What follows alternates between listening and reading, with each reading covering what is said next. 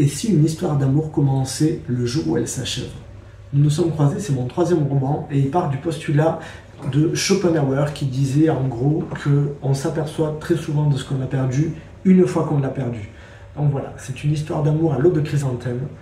Elle commence le lendemain de la rupture. Il y a lui, il y a elle, et je crois qu'ils n'ont jamais été aussi proches que dans leur séparation. Lui va partir en quête de sens, voyager un peu partout, entre Montmartre, entre Stockholm, entre Quito, pour pouvoir quelque part la retrouver, elle, dans son absence. Et puis en fin de chaque chapitre, on retrouve une page du journal intime de elle. Donc voilà, un roman très introspectif sur ce qui est l'amour dans l'absence. Ce roman, c'est pas forcément un roman d'aventure, c'est un roman, oui, de déplacement. On va vivre beaucoup de choses à travers son voyage à lui, dans plusieurs villes, dans plusieurs paysages, mais c'est autant une histoire de fuite que de retour à soi. Nous nous sommes croisés, c'est une histoire d'amour, mais pas que. Sur ce livre, je voulais absolument aussi aborder quelque chose de très important pour moi, qui est les étapes du deuil. Vous le savez, j'ai toujours une approche psychologique dans tous mes romans. Donc voilà, celui-ci, je voulais attaquer les étapes du deuil. Les étapes du deuil, vous pouvez les retrouver notamment, alors évidemment, quand vous perdez quelqu'un que vous avez beaucoup aimé, que ce soit dans la mort ou dans une simple séparation, mais aussi quand on vous annonce par exemple une maladie incurable. Voilà, vous avez des étapes du deuil et à quel point il est important de pouvoir les vivre de façon très intense, toutes, pour pouvoir se reconstruire. Donc, nous nous sommes croisés, c'est aussi comment on se reconstruit avec tout ce qu'on a finalement vécu au moins une fois dans sa vie. Pourquoi j'ai écrit ce livre? Alors je m'en suis aperçu assez tard finalement dans l'écriture, mais en fait j'ai toujours parlé d'amour depuis le tout début, depuis le premier roman. Le premier roman parlait d'une histoire d'amour entre un fils et sa maman.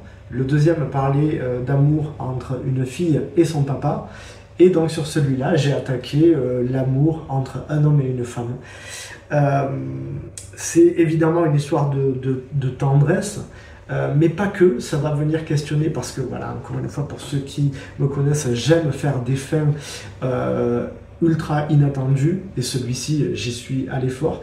Donc ça parle pas forcément que d'amour, ça ne parle pas forcément des étapes du deuil, mais ça questionne aussi beaucoup sur nos croyances. Et là, je ne peux pas en dire plus parce que sinon, voilà, je vais vous spoiler toute la fin. Et je crois que c'est la fin dont je suis le plus fier, pour le moment en tout cas. Mais voilà, allez jusqu'à la fin, on en reparle. Ce roman, j'ai voulu aussi l'inscrire dans quelque chose de plus ample, de plus lent. Alors voilà, petit spoiler alerte, habituellement, j'aime écrire des histoires plutôt courtes. Voici Le jour où j'ai grandi. Voici, nous nous sommes croisés, beaucoup plus gros. Donc voilà, ce roman aussi, c'est pour ceux qui aiment prendre le temps de développer des personnages, de développer une histoire et voilà, de prendre le temps d'une lecture où on va au bout des choses. La question qu'on me pose souvent, éternellement, est-ce que c'est mon histoire? Non, ce n'est pas mon histoire, bien que, évidemment, comme dans tous les romans, j'ai mis beaucoup de moi-même dans chacun des personnages que vous allez rencontrer et pas juste simplement les histoires des héros. Donc non, ce n'est pas du tout mon histoire. Bien que dans les twists, vous allez pouvoir retrouver beaucoup de mes questionnements personnels, puisque comme je vous le disais, c'est pas forcément qu'une histoire d'amour, c'est aussi une histoire sur les croyances et ce qu'on a de plus profond en nous. Donc oui, dans ces moments d'introspection, il y a beaucoup de moi évidemment. À qui s'adresse ce livre? C'est d'abord avant tout à ceux qui aiment la lecture, puisque je vous le disais, c'est un gros livre dans sa version brochée, il fait 544 pages, donc évidemment, voilà, il faut aimer la lecture. Mais c'est aussi comprendre ce qui se joue quand l'amour s'en va, comprendre les ruptures, comprendre ce qui se joue dans les étapes du deuil, et ce qui est important d'affronter pour pouvoir aller mieux.